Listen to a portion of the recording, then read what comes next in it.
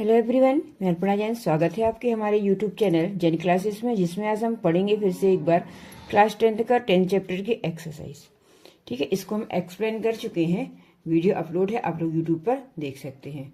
Better है आप लोग ये चीज़ें देख कर जाएँ, है ना, क्योंकि क्लास 10th के लिए जो एग्ज़ाम अभी आना है उसमें आपको श्लोक भी आना है। श्लोक के साथ आपको उसमें अगर वो एक श्लोक दे देंगे तो आप उसकी बेस पर आपको क्वेश्चन आंसर भी आना है ना, और उसके बाद अन्वय भी आना है। तो ये जो चैप्टर है ये आपके लिए इम्पोर्टेंट है ना, इसीलिए इसको लास्ट में कराया ताकि आप लोग इसको देख के समझ सके। चलिए हम इसकी एक्सरसाइज शुरू करते हैं। जैसा कि हम इसके सारे श्लोक पढ़ चुके हैं, ये अन्योक्ता है। अन्योक्ता मतलब और अन्य जो युक्तियां रह गई थी वो आपको इस चैप्टर में बताई गई है। केवल 7 दी गई हैं, 7 को हमने बहुत अच्छे से समझाया है। आप चाहो तो उसको एक बार देख के समझ सकते हो। ठीक है, चलिए हम शुरू करते हैं। एक्सरसाइज नंबर 1 पहला दिया है, एक पदेन उत्तरम लिखा। एक पद में उत्तर लिखना है, ये आपको पता है, अब तो इतना समझ गए होंगे ना, एक पद में लिखना है। तो चलो ज्यादा बताने की जरूरत नहीं है, इधर देखते हैं। कह रहे हैं, क्वेश्चन दिया है, कस्य शोभा एकेन राजहंसेन भवती। किससे मतलब किसकी शोभा एक राजहंस से होती है। किसकी शोभा, अगर उसमें एक सिर्फ हंस हो तो उसकी शोभा बढ़ जाती है। किसकी बढ़ जाती है? तो कह रहे हैं शरसह। शरसह मतलब तालाब, इसको आप सरोवर भी लिख सकते हो, शरशय भी लिख सकते हो, है ना, दोनों का मीनिंग सेम होता है। तड़ाग भी लिख सकते हो, उसका मतलब भी तालाब होता है। ठीक है, चलिए नेक्स्ट क्वेश्चन दे रहे हैं, सरसह तीरे के वसंती।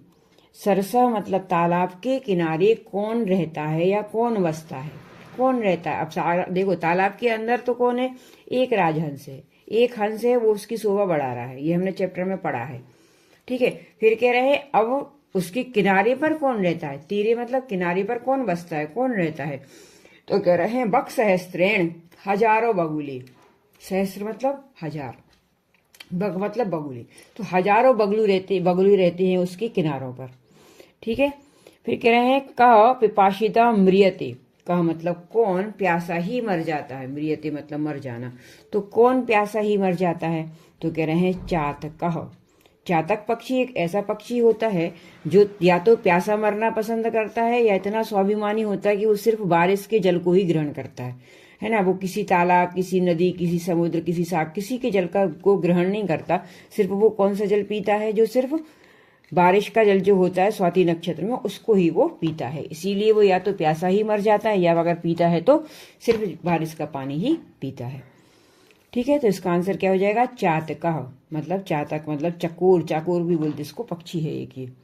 ठीक है, फिर कह रहे हैं कि रसाल मुकुलानी समाश्रयन्ते। रसाल मुकुलानी का मतलब हमने आपको बताया है कि आम के जो पेड़ होते हैं उसकी जो मंजरियां होती हैं वहां पर समाश्रयन्ते। समाश्रयन्ते मतलब आश्रय ले लेना। कौन ले लेता है तो पूछ रहे हैं, तो कह रहे हैं भृंगा। भृंगा मतलब भंवरा। कौन ले लेता वहां पर आश्रय, भृंगा। फिर अम्बोधा कुत्र शंति। अम्बोधा, अम्बोधा का मतलब होता है, अम्ब का मतलब होता है बादल। बादल कहाँ रहते हैं, तो कह रहे हैं गगने, आकाश में। ये तो उनको पता है कि बादल कहाँ होते हैं, तो कहाँ होते हैं बादल, आकाश में। ठीक है, ये देखो बिल्कुल सरल सरल है। आपको सिर्फ इतना समझ लेना है कि इसके क्वेश्चन का मीनिंग क्या निकल रहा है। जब आप चैप्टर समझ लेते हो और आपको क्वेश्चन का मीनिंग समझ में आ जाता है तो आंसर तो अपने आप बन जाता है। ठीक है, तो हमें सिर्फ इसका क्या समझ लेना है, मीनिंग बस समझ लो। उसके लिए आपको चैप्टर पढ़ना पड़ेगा। ठीक है, चैप्टर समझना पड़ेगा तो आपसे बन जाएगा, है ना। देखो 10th क्लास में बिल्कुल आपको ये नहीं बोल रहा है कि सेम जैसा आपका बिल्कुल पीछे एक्सरसाइज में दिया है वैसा ही वो आपसे पूछेंगे, नहीं पूछ सकते, है ना, कहीं से ही पूछ सकते हैं। तो आपको क्या करना है, चैप्टर को रीड करना है, उसको समझना है। ठीक है, उसी के बेस पे आपको, श्लोक के बेस पे आपको क्वेश्चन आएंगे, वो भी आपको इसी में से आंसर करनी है ना। चलिए नेक्स्ट क्वेश्चन हम देखते हैं। लिखा है अधोलिखित नाम प्रश्नानाम उत्तराणी संस्कृत भाषा लिखत। अब आपको इसके आंसर संस्कृत भाषा में देना है। यहीं पे एक क्वेश्चन और बनता है, अधोलिखितानि प्रश्नानि उत्तराणी पूर्ण वाक्य लिखत, तो भी आपको पूर्ण वाक्य में देना है ना। सॉरी, एक पद का मीनिंग हमने आपको बताया कि एक पद में देना है। हम आपको हर बार बताते हैं कि संस्कृत भाषा आता है या यहाँ पर लिखा आता है कि पूर्ण वाक्य में उत्तर दो, तो आपको पूरा ही लिखना है। ठीक है, पूरा आंसर लिखेंगे आप क्वेश्चन के देख के।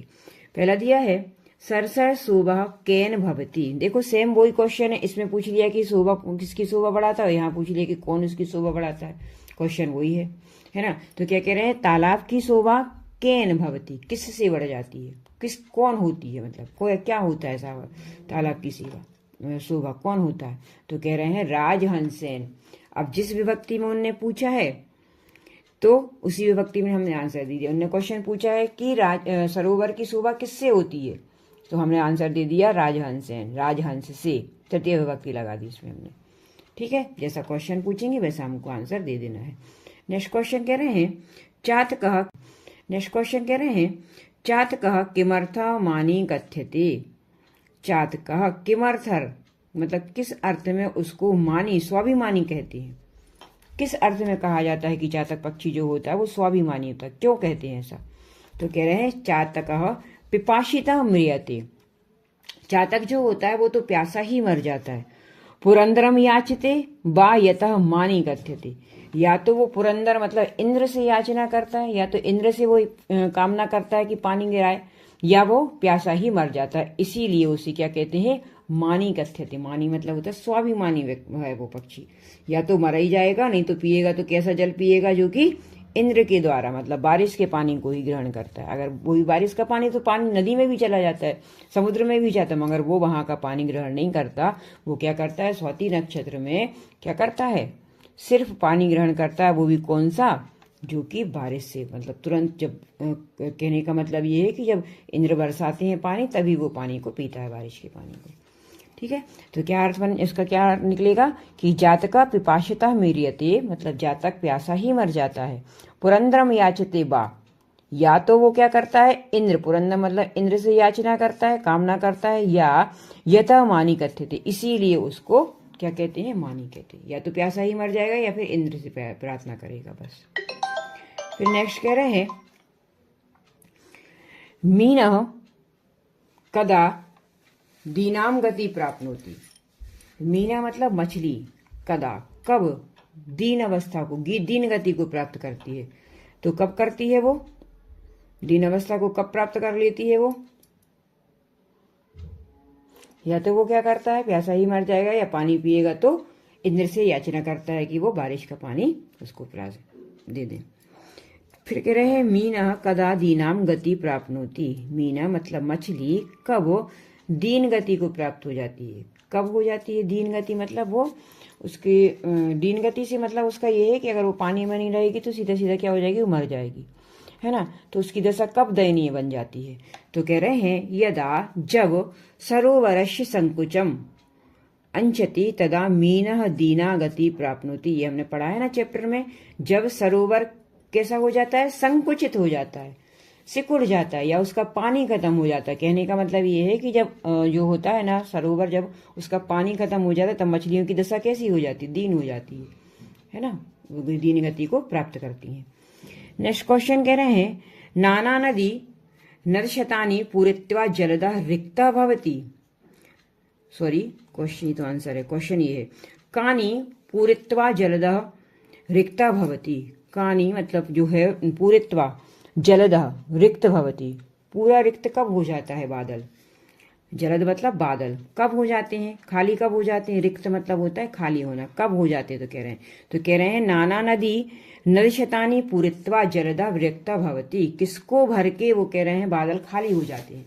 तो नाना नदी अनेकों नदियों, नद शतानी अनेकों नालों को भर के, सैकड़ों, शतानी का शत का मतलब क्या होता है, सैकड़ों। तो कह रहे हैं अनेकों नदियों को और सैकड़ों नालों को भरकर, पूरित्वा मतलब भरकर, जलदा बादल क्या हो जाते हैं, रिक्त हो जाते हैं। ठीक है, कब हो जाते हैं बता दिया उन्होंने। तो कह रहे हैं जब वो क्या करते हैं बादल, हजारों नदियों को भर देते हैं, सैकड़ों तालाबों को भर देते हैं नाना प्रकार के, तब जाके वो क्या हो जाते हैं, रिक्त हो जाते हैं। वृष्टिम वसुंधराम के आर्दयंती। वृष्टि मतलब बारिश से धरती को कौन गीला कर देता है, कौन गीला करता है। तो कह रहे हैं वृष्टिम वसुधाम अम्बोदा आर्दयंती। अम्बोदा मतलब बादलों के द्वारा। क्वेश्चन बहुवचन में किया गया है तो हमने आंसर भी बहुवचन में दिया है। के क्या होता है, के कहाँ लगता है, बालक का, हमने देखा है ना बालक के शब्द रूप में, किम के शब्द रूप में प्रथमा विभक्ति के बहुवचन में लगता है के। ठीक है, तो हमने आंसर भी दे दिया अम्बोधा। शब्द क्या है, पुल्लिंग शब्द दोनों, इसीलिए आंसर भी कैसा आएगा, बहुवचन में आ गया। ठीक है, तो कह रहे हैं वृष्टिम वसुधा अम्बोधा आर्जयंती। ठीक, चलो नेक्स्ट क्वेश्चन देख रहे हैं। अधोलिखित वाक्येषु रेखांतिक पदानि आदृत प्रश्न निर्माणम कुरुत। इसमें आपको प्रश्न निर्माण करना है, और हमारे हिसाब से हमको लगता है कि 10th क्लास में प्रश्न निर्माण करना वेरी इजी। ठीक है, इतना तो आप समझ में आ गया होगा कि कब कहाँ पे क्या लगना है ना। चलो देख लेते हैं फिर भी हम। कह रहे हैं मालाकार तोयी तरो पुष्टिम करोती। अब आपको ये दिख रहा है ना, अंडरलाइन वर्ड में आपको प्रश्न निर्माण करना है। ठीक है, तो तोयी की जगह पे क्या आ जाएगा, कई। क्वेश्चन कहाँ दिया है इसमें, तृतीय विभक्ति की बहुवचन में, तो हमने आंसर भी दे दिया तृतीय विभक्ति की बहुवचन में। ठीक है, तई का हमने कई कर दिया, बस इसमें कुछ ज्यादा समझाने की हमको जरूरत नहीं है, इतना आप समझ सकते हैं। अब फिर कह रहे हैं भृंगार रसार मुकुलानी समाश्रयन्ते। मुकुलानी, लानी शब्द आया है, आनी क्वेश्चन क्या बन जाएगा, कानी। ठीक है, वेरी इजी ना, ये तो सब बहुत इजी हो गया अब आप लोग के लिए, है ना। जिस क्वेश्चन में विभक्ति, जिस विभक्ति में क्वेश्चन कर रहे हैं सेम उसी विभक्ति में हमको आंसर दे देना है। ठीक है, तो मुकुलानी रसाल मुकुलानी कानी। पतंगा अंबर पथम आपे दिरे। देखो पतंगा शब्द आया है, बहुवचन शब्द आया पुल्लिंग शब्द का, तो पुल्लिंग में क्या लग जाएगा, के लगता है ना, बहुवचन के लिए पढ़ते हैं ना हम किम के शब्द रूप जो पढ़ते हैं। कह, क्या पढ़ते हो, कह का के। ठीक है, कह कऊ के, सॉरी कह कऊ के, बालका बालकाऊ बालका, बालका की जगह क्या हो जाता है, के हो जाता है बहुवचन। ठीक है, तो शब्द लग गया के। अब कह रहे हैं जलदह नाना नदी नश्यतानी पूरित्वा रिक्तोस्ति।